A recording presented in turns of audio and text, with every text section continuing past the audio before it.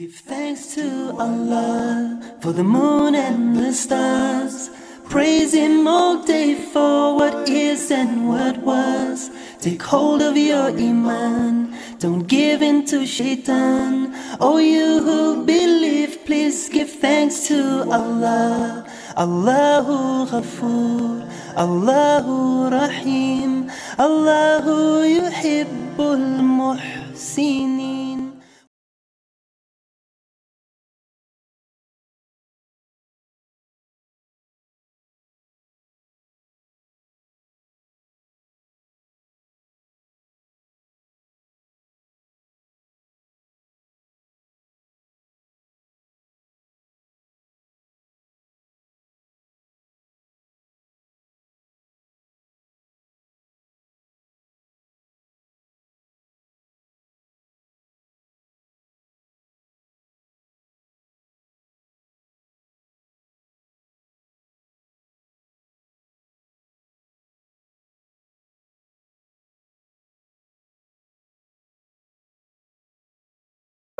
মহাগ্রন্থ আল কোরআন থেকে তাফসীর পেশ করবেন বিশ্ব আনন্দিত মুফাসসিরে কোরআন খতিবে বাঙ্গাল মুজাহিদে ইসলাম আল্লামা জুনায়েদ আল হাবিব সাহেব ঢাকা। হযরতের তাফসীরের বিষয় হচ্ছে বর্তমান প্রেক্ষাপটে মুসলিম বিশ্বে শান্তি প্রতিষ্ঠায় কোরআনের ভূমিকা। হযরতের তাফসীরের বিষয় হচ্ছে বর্তমান প্রেক্ষাপটে মুসলিম বিশ্বে শান্তি প্রতিষ্ঠায় কোরআনের ভূমিকা। সূরা নূর আয়াত নং 55। হযরতকে নির্ধারিত বিষয়ের আলোকে গুরুত্বপূর্ণ বয়ান পেশ করার জন্য ইনতিজামিয়া কমিটির পক্ষ থেকে সবিনয় আহ্বান জানাচ্ছি। اللهم صل على محمد وعلى آل محمد كما صليت على إبراهيم وعلى آل إبراهيم إنك حميد مجيد اللهم بارك على محمد وعلى آل محمد كما باركت على إبراهيم وعلى آل إبراهيم إنك حميد مجيد نحمده ونصلي على رسوله الكريم أما بعد فقد قال رسول الله صلى الله عليه وسلم خيركم من تعلم القرآن وعلمه وقال عليه الصلاة والسلام العلماء ورثة الأنبياء وقال عليه الصلاة والسلام من أحب سنتي فقد أحبني ومن أحبني كان معي في الجنة أو كما قال عليه الصلاة والسلام. محترم صدر اجلاس معزز حضرات علماء کرام عزیز نوجوان সমবেত বেরাদার ইসলাম মহান আল্লাহ পাক আমাদেরকে দয়া করে মায়া করে জান্নাতের বাগানে এসে বসার তৌফিক দিয়েছে। সবাই শুকরিয়া আদায় করে বলি আলহামদুলিল্লাহ। আমার বন্ধুগণ, আমি খুব অসুস্থ হাসপাতালে ছিলাম। আপনাদের এখানকার জনাব আখতার লন্ডন আমাকে গত রাত থেকে পর্যন্ত কম করে হলেও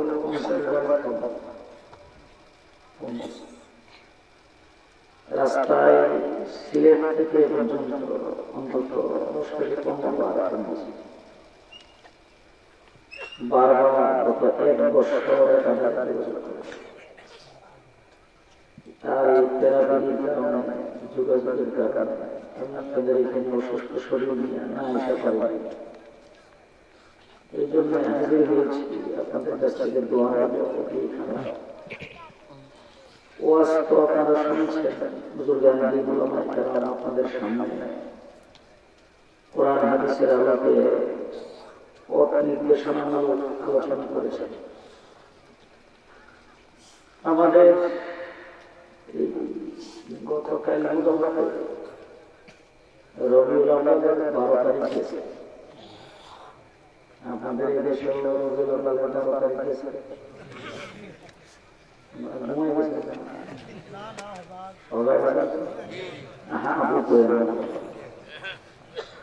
রবিউল আউয়ালের 12 তারিখ আমাদের দেশে দল আছে স্লোগান রবিউল আউয়াল ছাড়া 11 মাস এদেরকে তুলার শিখিয়া বাড়ি চালানো হবে। আমাদের এখানে আমরা টাকাতে আছে। কালকে আমি আমার মাদ্রাসার সামনে খারাপ দেখি স্লোগান দিয়ে বুঝাইতেছে। একবার স্লোগান দিচ্ছে নারায়ে রাসূলুল্লাহ, অন্যরা লোক আছে ইয়া রাসূলুল্লাহ, আরেকবার করছে নারায়ে গাউসিয়া, এরপরে বলছে ইয়া গাউসুল্লাহ, আরেকটা উত্তর তো নারায়ে রাউসাল্লাহ। রাউসাল্লাহ কারা তো আমি বুঝলাম না। আমি জন্য জিজ্ঞাসা করলাম এই স্লোগানটা কি? তখন আসলে শুনি না, বলছে নারায়ে গাউসিয়া, সেইটারে নারায়ে রাউসাল্লাহ বলছে। এই ধরনের স্লোগান এবং বড় বড় আস্থানা জায়গা আমাদের বাংলাদেশে কিন্তু নবীর এশকে প্রমাণ দেওয়া শুরু হয়েছে, আছে না এরকম? এখন রাসূলুল্লাহ সাল্লাল্লাহু আলাইহি ওয়াসাল্লাম পৃথিবীতে আল্লাহ পাক আমাদেরকে রাসূলের উম্মত বানিয়েছেন। পৃথিবীর যত ধরনের নিয়ামত আল্লাহ আমাদেরকে দান করেছেন, যত প্রকারের নিয়ামত, আপনার স্বাধীনাথ বুড়িতে মাথা থেকে নিয়ে পাদের পায়ের কথা পর্যন্ত অগণিত নিয়ামত। কথা বলবো যে সব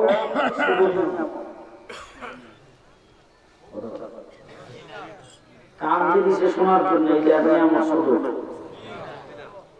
জিভ বাড়াতিছে, লবণ খাইলে লাগে কড়া, তেঁতুল খাইলে লাগে শুকা, মরিচ খাইলে লাগে জাল। ছাগলের দুধ একরকম মজা, আবার বৈশের দুধ একরকম, গরুর দুধ আরেক রকম। জিলাপি খাইলে একরকমের মজা, আমিত্তি খাইলে একরকম, রসগোল্লা একরকম, রসমলাই আরেক রকম। একটা জিনিস নিয়ামত মাথার থেকে নিয়ে পায়ের কথা, মাথার যে চুল, এটা তো নিয়ামত না। চুলটা মাথার নাই হেরে কাটতে হয়। অনেক মানুষের দেখছি সাইডে দিয়ে চুল আছে, মাঝখান দিয়ে নাই, হ্যাঁ সাইডে দিয়ে লম্বা করে রাখে বেড়া করে নিয়ে মাঝখান দিয়ে দেখতে নিয়ামত না। 3.5 হাত বডি নিয়ামত, চন্দ্র নিয়ামত, সূর্য নিয়ামত, দিন নিয়ামত, রাত নিয়ামত, বাতাস নিয়ামত, পানি নিয়ামত, যাবতীয় সবকিছু নিয়ামত। যত নিয়ামত আল্লাহ দিচ্ছে, সমস্ত নিয়ামতের ভিতরে সবচাইতে বড় নিয়ামত আর বড় একটা হইল আল্লাহ নবীর উম্মত যে বানাইছে। লাকাদ মান্নাল্লাহু আলাল মুমিনিন ইয বা'সা ফীহিম রাসূলা। মুমিনদের উপরে আল্লাহ বলেন আমি ইহসান করেছি। ইহসান বলে কি দিয়ে তুমি ইহসান করছো? আল্লাহ পাক বলেন ইয বা'সা ফীহিম রাসূলা, তোমাদেরকে আখিরি জামানার নবীর উম্মত বানায়া সবচাইতে বেশি ইহসান করেছে। সুবহানাল্লাহ। এত জোরে করেন না যে আশেপাশের মানুষ শুনে না। এটা সবচাইতে বড় ইহসান। কথা ঠিক না? অতীতে আল্লাহ পাক নবী পাঠাইছে নবীরে এলাকার জন্য, এরিয়ার জন্য, গোত্রের জন্য, গোষ্ঠীর জন্য। আমি কিন্তু আপনাদের এখানে এই কথা একটু সাহস করে বলতে পারবো এই জন্য যে উস্তাদ যদি ছাত্রর সামনে বসে, যে সমস্ত ছাত্র একটু লেখাপড়া করবে না, এরা উস্তাদের খুব নিয়ামত মনে করে।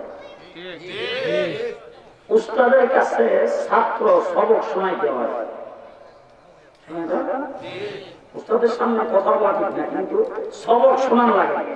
সবক শোনাইবার সময় যদি আদব করে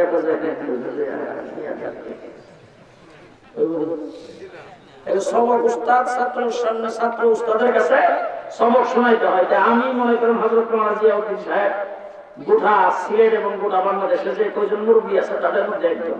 আমি এখানে দুইটা কথা যা বলবো আর কি উস্তাদকে সবক শোনাইবার মতো। যত নবী আল্লাহ পাঠাইছে সব নবী আল্লাহ পাঠাইছে এলাকার জন্য, গোষ্ঠীর জন্য, গোত্রের জন্য, কোন একটা এরিয়ার জন্য।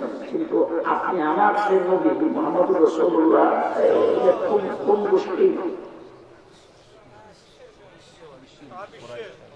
কোন এলাকা ছিলেন? সারা বিশ্ব। আপনারা বলবেন সারা বিশ্ব।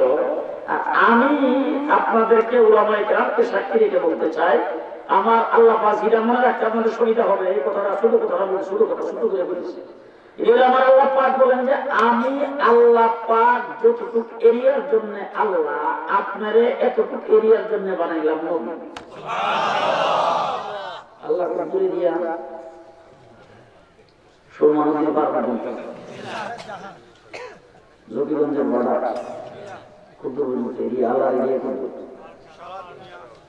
আল্লাহ রাব্বুল আলামিন বলেন আরশ কুরসি লৌহ কলমের জন্য আমি আল্লাহ আপনাকেও বানাইছি আরশ কুরসি লৌহ কলমের জন্য নবী। আমি সিদরাতুল মুনতাহা আল্লাহ, আপনি সিদরাতুল মুনতাহার নবী। আমি সাত আসমানের আল্লাহ, আপনি সাত আসমানের নবী। আমি সাত জমিনের আল্লাহ, আপনি সাত জমিনের নবী। আমি চন্দ্র সূর্যের আল্লাহ, আপনি চন্দ্র সূর্যের নবী। আমি জান্নাত জাহান্নামের আল্লাহ, আপনি জান্নাত জাহান্নামের নবী। আমি হুর গিলমানের আল্লাহ, আপনি হুর গিলমানের নবী। আমি ফেরেশতাদের আল্লাহ, আপনি ফেরেশতাদের নবী। আমি জিনের আল্লাহ, আপনি জিনের নবী। আমি হাইওয়ানের আল্লাহ, আপনি হাইওয়ানের নবী।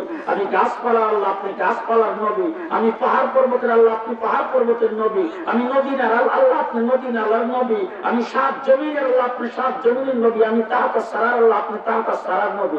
আমি তামাম কায়নাতের সৃষ্টি জগতের জর্রা জর্রাদের জন্য আল্লাহ, আপনিও জর্রা জর্রা পরিমাণ এলাকার জন্য নবী। তামাম কায়নাতের জন্য নবী। আমার আল্লাহ বলেন আমি রব্বুল আলামিন, আপনি হলেন রাহমাতুল লিল আলামিন। রব্বুল আলামিনের রাহমাতুল লিল আলামিন। আমরা রাসূল সাল্লাল্লাহু আলাইহি ওয়াসাল্লামকে চিনি, কতটুকু বড়, কতটুকু সম্মান, কতটুকু ইজ্জত। উলামায়ে দেওবন্দ, উলামায়ে কওমি, আমি আজকে আপনাদের সামনে একটা খাস কথা বলে গেলাম, ভালো করে মনে রাখেন। যারা মানবেন মানবেন ভালো কথা, না মানলে ড্রেনে পড়ে মরবেন।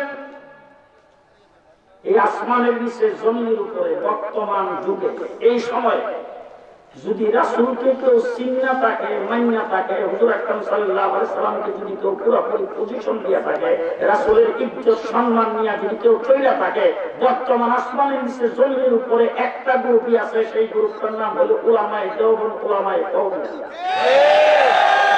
এরা সারা রাসূলকে এইভাবে কেউ চিনে। আমরা কিন্তু ওই যে 1.5 টাকা দামের মিলাদের বই দিয়া আল্লাহর নবী চিনি, আমরা 30 পারা কোরআন দিয়া রাসূলকে চিনি।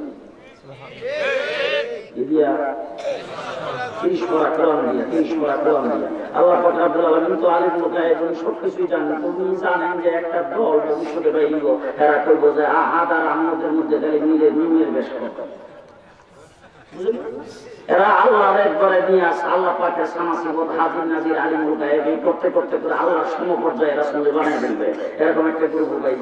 এই জন্য আল্লাহ পাক বলেন যে ওরা পানাকে জিকিরা, ও আমার হাবিব, আপনার জিকির, আপনার আলোচনা, আপনার বর্ণনা, আপনার প্রশংসা আমি আল্লাহ পাক সর্বোচ্চ মুকামে উঠাইছি। বলে কেমন? বলে আমি আল্লাহর নামটা যেখানে আছে সেখানে আপনার নামও লাগাইছি।